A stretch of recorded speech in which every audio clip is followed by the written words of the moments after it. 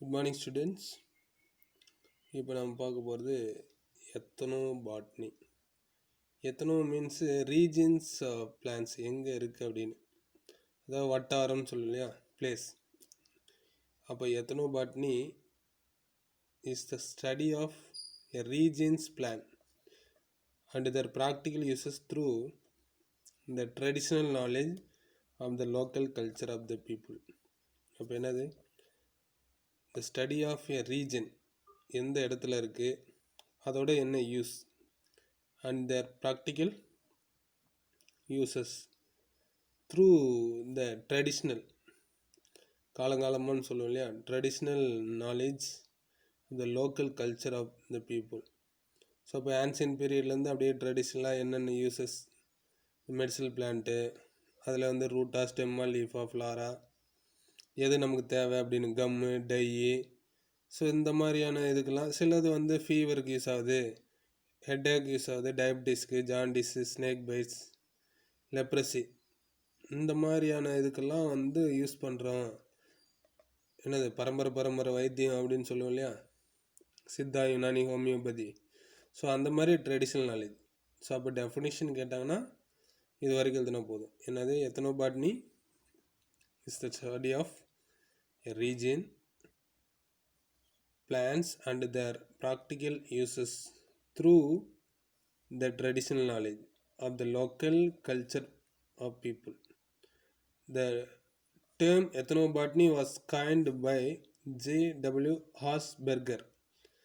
Book bank question, இம்பார்ட்டண்டான question, 1 mark கேட்பாங்க. எத்தனோபாட்னி first coin பண்ணது யார்? 1895 யாருன்னா J.W. Hausberger in 1895 to include the study of plants used by the primitive and aboriginal people. Though this discipline has existed for ages, ethnobotany emerged as a distinct academic branch of natural science in எந்த செஞ்சுரியிலேருந்து, 20th centuryலேருந்தே வந்து it's branch of சயின்ஸில் வச்சாச்சு. அந்த academic years சொல்லணும் இல்லையா, அந்த academic எந்த செஞ்சுரியிலேருந்து start பண்ணியாச்சுன்னா 20th century.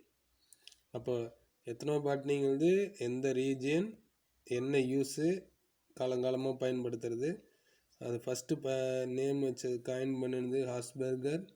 அது எப்படின்னா, plants use the primitive and original people, பழங்காலத்துலேருந்து முன்னோருங்கன்னு சொல்லுவோம் இல்லையா, அவங்க. அது எதையெல்லாம் இது பண்ணுது அப்படின்னா, எக்ஸைட்டட் ஃபார் ஏஜ்,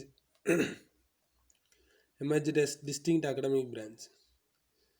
அப்போ என்னென்ன ஆஸ்பெக்ட்ஸில் பார்க்கலாம், aspects of ethnobotany. Ethnobotany has relevance with problems of nutrition.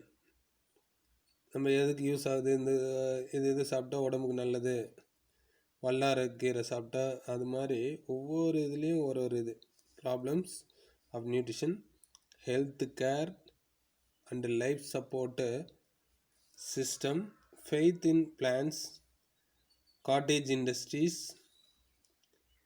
Economic upliftment, conservation of biodiversity and sustainable use of plant resources.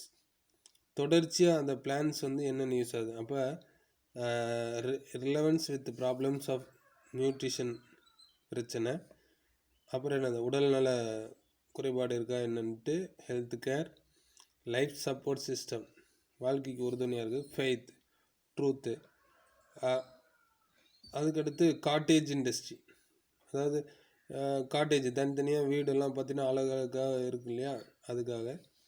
அதுக்கடுத்து எக்கனாமிக் அப்லிஃப்ட்மெண்ட், பொருளாதார முக்கியத்துவம், கன்சர்வேஷன், பாதுகாக்கிறது, எதை, ஆஃப் பயோடைவர்சிட்டி, இருக்கக்கூடிய இடத்துல இருக்கக்கூடிய அந்த பிளான்ஸ், இருக்கக்கூடிய பிளான்ஸ், அனிமல்ஸ் எல்லாத்தையும் பாதுகாக்கிறது என்னது, கன்சர்வேஷன் ஆஃப் பயோடைவர்சிட்டி.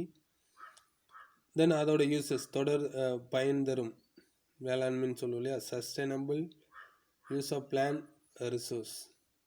ஸோ இதுதான் என்னென்னா ஆஸ்பெக்ட்ஸ்ன்னு தனியாக கேட்டால். அப்போ எத்தனோபாட்னினா இந்த பீப்புள்ஸ் வரைக்கும் எழுதணும்.